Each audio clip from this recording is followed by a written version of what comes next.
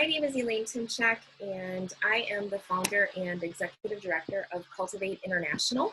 We are a nonprofit organization based in the Twin Cities. Home is Lakeville for me, so I'm a little between the Twin Cities and Mankato.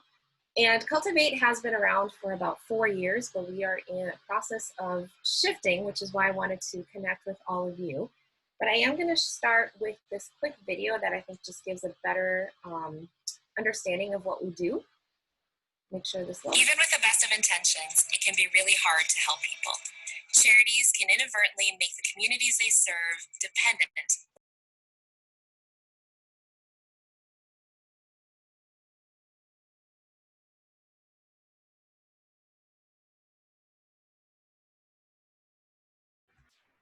The sound stopped on your video shortly after it started. And tools start and sustain their community programs.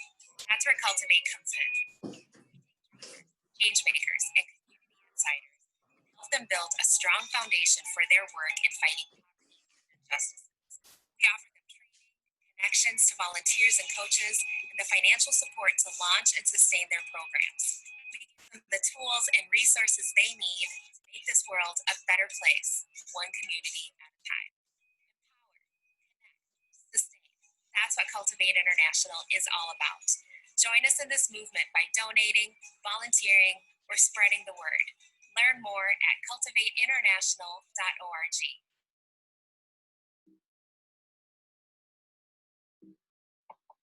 And even with the best of... Sorry about that. So as you can see, Cultivate International, we are an incubator for community work. We take leaders who have an idea, who have a vision for their community and really invest in them, because we believe that the typical charity model, which is community outsiders, people who are not part of a community, when they come in, that creates a lot of dependency within those communities. And often these community insiders, they really face what we call educational, cultural, and economic barriers that lead to their community work really struggling to take off the ground.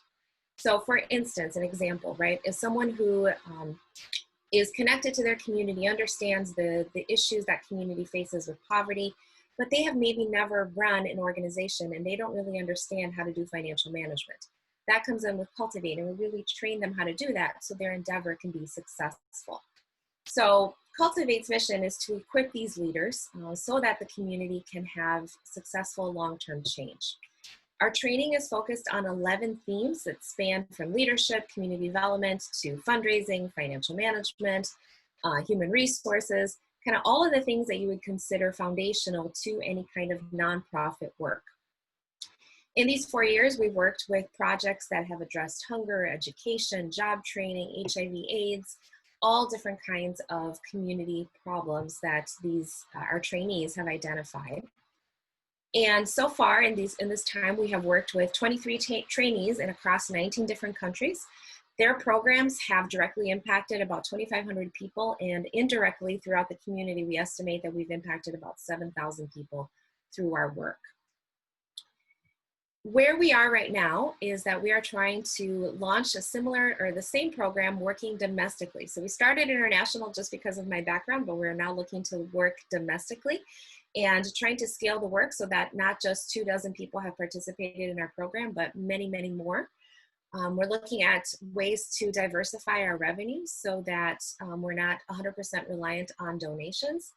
And we're looking to really expand our marketing so that more people know about our work and can benefit from it. And that's where we sit today, where we're really I'm trying to get the word out and brainstorm how we can scale our programs so that hundreds, maybe someday thousands of people can really participate in our online training program through kind of a scalable offering through, online training. So I know I'm kind of bad at rushing through the presentation, but I wanted to make sure to give you guys enough time. So any questions? Well, as you can see, we're always eager with ideas and suggestions. My first question is, you said that you want to diversify your income. I've run nonprofits before, and some of the things that you talked about, are really interesting. One of the the big questions is how do you, keep, retain your sustainability, right? Beyond donations, what sorts of things are you thinking about that might be revenue sources for you? Or are you looking for some ideas for things that you could sell to generate some revenue? Yeah, both. So what we're looking at is that these courses are available online, and we can either offer them piecemeal for people to purchase or as a comprehensive program. And as we have learned in the last 4 years that, even though we have given this program free for these international community leaders, I think there's really some value in them having having to purchase something to have some skin in the game. And so as we look, especially locally and nationally, domestically, to launch this program would be maybe like a sliding fee, because often the people we're reaching out to come from very impoverished neighborhoods. But saying, like it's $25 for the course, or, a couple $100 for them to participate in the program with us for the entire year. Or, we can help them find sponsors, which really I think would help connect them to potential donors as well, saying like, sponsor me as I invest in me as a community leader, as I build my capacity to help my community. And all of the training is available online? Yes. So it's 100% online. We do group coaching calls, one-on-one phone calls, but it's, I don't travel. It's not ever face-to-face. Well, one suggestion I have is the Minnesota Council for Nonprofits. Mm-hmm. There's organizations like that across the country, but the Minnesota Council for Nonprofits is an excellent organization within the state that works with a lot of nonprofit organizations on some of the issues that you talked about, particularly things like governance, fiduciary responsibility for board members, trainings and things like that. They may have an interest in a product that's all online. They do a lot of this stuff in person. I don't know if they have online training, already, but that might be a place to start, would be to talk to them. Okay. And there's a lot of nonprofit organizations, throughout the state that are already, in touch with them and using them occasionally for board training, that sort of thing. So, questions and suggestions from others. Andrea's got a comment. That's great. Why don't you go ahead, Andrea?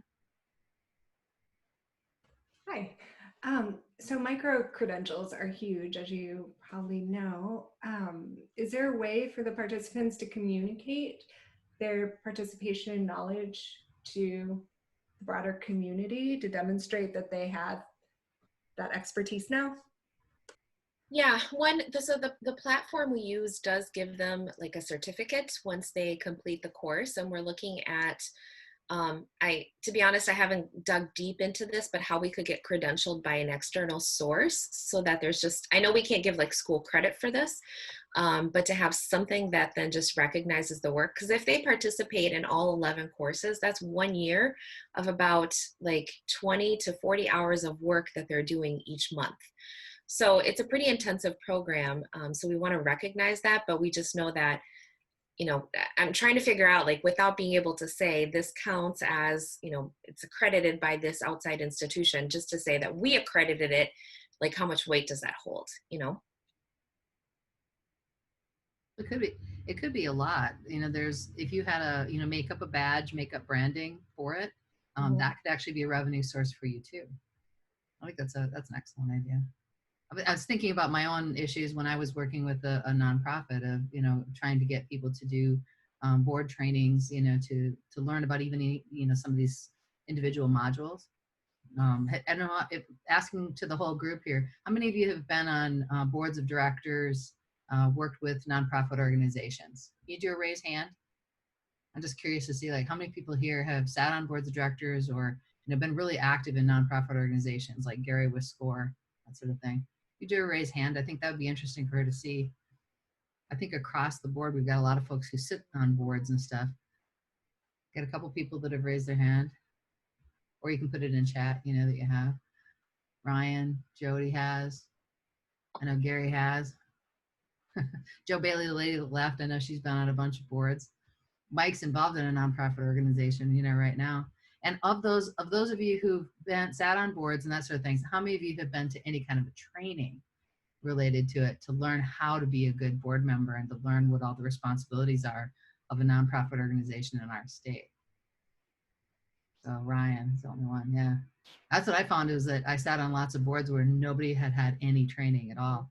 And if you had a certification that could show that that you're a certified, board member, that you know what the responsibilities are, that would make you a more attractive board member to get on the boards that you would like to be on. Thank you for that. Nikolai has a comment. Go ahead, Nikolai, if you'd like to unmute. So what would the program look like for a community leader who would accept your services? Could you give me a quick rundown on what you would do for that, a community leader, or how you would help out with him? Yeah, so a typical community leader comes to us when they're really in the early stages of starting their organization. Our program is very introductory and it's purposeful for that, so that it's relevant to non-native English speakers, people who aren't professional charity workers, right? So someone works through our courses, it's self-paced, but then they have a check-in call with me once a month. We spend about 1 to 2 hours really talking about their progress. So I get to know their work really well and then really walk them through these ideas. So they're building their business plan. They're really trying to understand how to build a fundraising plan, how to get their organization off the ground. When they get to the stage where they're finally bringing in some money, we talk through like, how are you going to then implement these programs, manage the money, manage the team, volunteers. So we're really hand-holding and walking them through the process of how do you take an idea and actually implement a program in the community. And then they also, we've right now have a cohort model so they get to know one another as well, even if they're in different countries, and then get support or ideas from one another. Like, hey, this is working for me in Liberia. Why don't you try this in Kenya? Interesting. Thank you. That's great. Ryan has a comment. Go ahead, Ryan.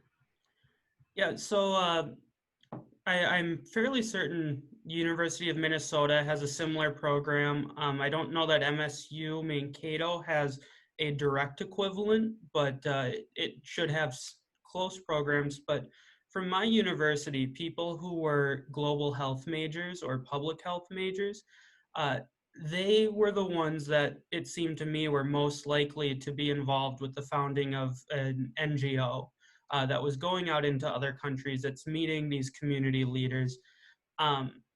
So marketing to that group of people that's in that stage of their career where they're likely to go and start something like this might be a good way, both to help train them so, their organizations do better, but then they'll be interacting with those community leaders that you ultimately, really want to help train and allow to, have their own programs. Yeah, thank you. Yeah, that's a great idea. I mean, part of this is just trying to figure out like, how do we reach ultimately the people that are looking for us? Mm-hmm. Because sometimes what we've found is that they're so overwhelmed with just trying to get something off the ground. They're not really keen on looking for resources. And part of the draw of our program is, I mean, someone can sit in front of a computer and Google all of these topics, and there's a plethora of free resources, right? But the draw of our program is really like, we're going to walk you step by step. Like, you don't have to start thinking about the 11th step because we're still in step number 2. And we're going to make sure that you know what, like, we show them the things that they don't even sometimes know they have to know about as a community leader. Mm-hmm. It sounds very familiar. It's very much like being an entrepreneur, right, guys? It's like the whole, like, get overwhelmed with so many things going on. You don't even know what resources to go and look for. Yeah. Awesome. At the University of Minnesota State Mankato does have a nonprofit administration major. So I think piggybacking on Ryan's idea of communicating with the professors that teach these subjects at universities around Minnesota and around the country might be a great way for you to learn more about kind of what the network is that people are developing into that are starting nonprofits and that are going into the field. Mm-hmm. I think that might be interesting. You also, I think Million Cups is a great place to be because there's a lot of people that join Million Cups because they want to start a nonprofit organization. Mm-hmm. So I think this is a great avenue. Awesome. Andrea has another comment about the Wilder Foundation in St. Paul. You can go ahead and speak up if you'd like to, Andrea. Sure. I don't want to monopolize it. But the Wilder Foundation recently scaled back. So you're up here in the cities a little bit. And you probably know they did a lot with leadership development. But because they don't have that focus now, they might have ideas of and connections to where you can plug in to what they used to do. Yeah. Yeah, thank you. All right, well, we're running out of time. So many great suggestions and ideas. Caitlin, our student entrepreneur that's here today, I was wondering if you might ask our final wrap-up question, Caitlin.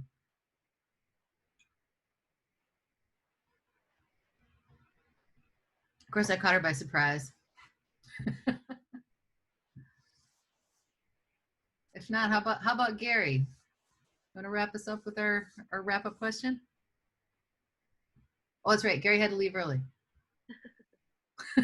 Whoops. Mike.